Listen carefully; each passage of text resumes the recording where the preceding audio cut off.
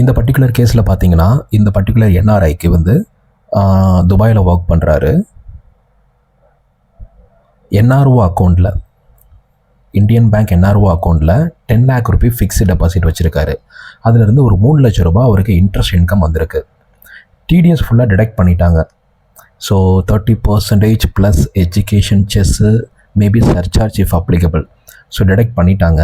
சரிங்களா? பண்ணதுக்கப்புறம் அவருக்கு வேறு எதுவும் இன்கமும் இந்தியாவில் கிடையாது, வேறு எந்த இன்கமும் கிடையாது. ஸோ அவருக்கு 3 lakhஸில் 90,000 டிடிஎஸ் டிடெக்ட் பண்ணிவிட்டு பேங்க் ரிலீஸ் பண்ணது என்ஆர்ஓ அக்கௌண்ட்டில் 2,10,000 தான். ஸோ இந்த சுச்சுவேஷனில் அவர் வந்து என்ன பண்ணியிருக்காரு, இது மாதிரி மேபி நீங்கள் நிறையா விஷயங்கள் டிஃப்ரெண்ட் கேசஸ் ஹேண்டில் பண்ணியிருக்கலாம், ஃபேஸ் பண்ணியிருக்கலாம். மேபி இது உங்களுக்கு அது யூஸ்ஃபுல்லாக இருக்கலாம், இல்லை உங்களோட பேரண்ட்ஸ்க்கு அந்த மாதிரி ஏதாவது மேபி என்ஆர்ஐயாக இருப்பாங்க, அவங்களுக்கு இதை யூஸ் பண்ணிக்கலாம்.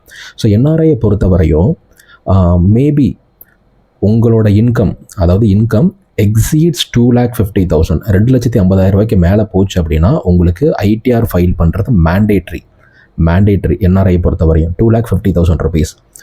ஸோ உங்களுக்கு எலிஜிபிள் ரீஃபண்ட் கூட எலிஜிபிள் பாசிபிளாக இருக்கும். உங்களோட ஆக்சுவல் டேக்ஸ் வந்து லோவராக இருந்துச்சுன்னா, 2,50,000 ரூபாய்க்கு மேலே உங்களோட டேக்ஸபிள் இன்கம் அதிகமாக இருந்துச்சு அப்படின்னா மேண்டேட்ரி ஐடிஆர் ஃபைலிங். நீங்கள் ஐடிஆர் 1 வந்து அப்ளிகபிள் கிடையாது, ஐடிஆர் 1 ஃபைல் பண்ண முடியாது, ஐடிஆர் 2 மட்டும் தான் நீங்கள் ஃபைல் பண்ண முடியும், ஆர் 3. ஸோ இந்த பர்டிகுலர் கேஸில் வந்து 90,000 அவருக்கு maybe some other ATC deductions ஏதாவது இருந்துச்சு அப்படின்னா அவர் ஃபுல்லாகவே கிளைம் பண்ண வாய்ப்பு இருக்குது. ஸோ இந்த இதில் பார்த்தீங்கன்னா எப்படி இதை ஹேண்டில் பண்ணணும், இது லாஸ்ட் இயரில் எங்களுக்கு வந்து என்கொயரி, ஒரு சின்ன என்கொயரி, அதை நான் ஹேண்டில் பண்ணோம். ஸோ அதை ஒரு கேஸாக கொடுத்தோம் அப்படின்னா மேபி இப்போ ஏதாவது ஒரு சின்ன ஒரு பர்டிகுலர் ஒரு போர்ஷன் ஆஃப் பீப்புளுக்கு இந்த பர்டிகுலர் திங்ஸ் யூஸ்ஃபுல்லாக இருக்கும் அப்படிங்கிறதுக்காக தான் நான் இதை கொடுக்குறேன். ஸோ இந்த இன்ட்ரெஸ்ட் இன்கம் வந்து என்ஆர்ஓ எஃப்டியில் வந்து 3 lakhs வந்திருக்கு. So total income 3 lakh rupee. So இவங்களோட பேசிக் எக்ஸாம்ஸ் லிமிட் வந்து அப் டு 2,50,000 டேக்ஸபிள் கிடையாது. So tax on 50,000 2,500 cess 4%. So total tax liability 2,600 ரூபா. டிடிஎஸ் டிடெக்ட் பண்ணது 90,000 rupees deducted by the bank. So refund வந்து 87,400. ஒரு கொஸ்டின் வரலாம், so ஆக்சுவலாக இப்படி 87,400 டிடெக்ட் பண்ணிட்டாங்கல்ல, எனக்கு ஆட்டோமேட்டிக்காக வந்துடாத ரீஃபண்ட் என்னோட அக்கௌண்ட்டில்? கண்டிப்பாக வராது. ஸோ நீங்கள் income tax return filing ITR 2 or 3 உங்களுக்கு அப்ளிகபிள் ஃபார்மை நீங்கள் ஃபில் பண்ணி உங்கள் இந்த இன்ட்ரெஸ்ட் இன்கம் அதர் சோர்ஸஸாக நீங்கள் காமிச்சு டிடிஎஸை டிக்ளேர் பண்ணி நீங்கள் சப்மிட் பண்ணால் மட்டும்தான் உங்களோட இதை வந்து ஐடிஆர் ப்ராசஸ் பண்ணும், இன்கம் டேக்ஸ் டிபார்ட்மெண்ட் ப்ராசஸ் பண்ணுவாங்க. இந்த பர்டிகுலர் கேஸில் பார்த்தீங்கன்னா 87,400 என்ஆர்ஓ அக்கௌண்ட்டுக்கு ரீஃபண்ட் ஆயிருச்சு. ஓகே, ஸோ யாருக்கு மேண்டேட்ரி கிடையாது, இந்த 4 sections இருக்குல்ல, இந்த 4 sections, இந்த செக்ஷனில் யாரெல்லாம் இன்கம் ஏர்ன் பண்ணிங்க அப்படின்னா அதுவும் 2 கண்டிஷன்ஸ் இருக்குது. ஸோ இன்கம் வந்து இந்த செக்ஷனில் உள்ள இன்கமாக தான் இருக்கணும், டிடிஎஸ் வந்து ஃபுல்லாக டிடெக்ட் பண்ணியிருக்கணும்.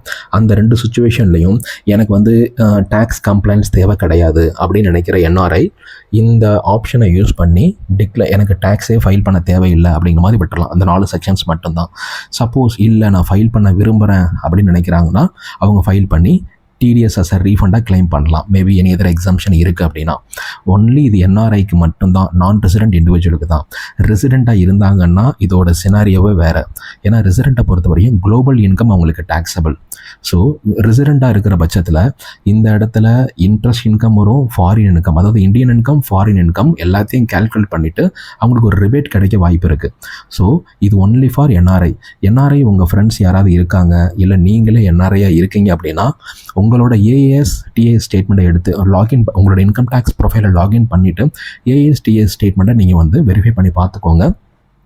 உங்களுக்கு எதாவது டிடிஎஸ் டிடெக்ட் பண்ணியிருக்காங்களா, உங்களுக்கு 26 yearsல ரிஃப்ளெக்ட் ஆகிருக்கும், பார்த்துட்டு நீங்களே ஹேண்டில் பண்ணிக்கலாம். சப்போஸ் ஃபைல் பண்ணுற மாதிரி இருந்துச்சுன்னா உங்களுக்கு பாசிபிள் டிடெக்ஷன் ஏதாவது இருந்துச்சு அப்படின்னா நீங்கள் டிஸ்க்ளோஸ் பண்ணிவிட்டு உங்களோட ப்ரொஃபைலை நீங்கள் க்ளீனாக வச்சுக்கலாம். இது இருந்தாலும் நீங்கள் ஷேர் பண்ணி விடுங்க. இந்த பர்டிகுலர் ஏதாவது கமெண்ட்ஸ் இதை பற்றி உங்களுக்கு தேவைப்படுது, ஏதாவது எக்ஸ்ட்ரா இன்ஃபர்மேஷன் தேவைப்படுதுன்னா எனக்கு இந்த கமெண்ட் பாக்ஸ் லைவ் கீழே கமெண்ட் பாக்ஸில் நீங்கள் கமெண்ட் பண்ணுங்கள். நான் நெக்ஸ்ட் வீடியோவில் உங்களுக்கு ப்ராப்பராக அதை பற்றி டிக்ளேர் பண்ணுறேன்.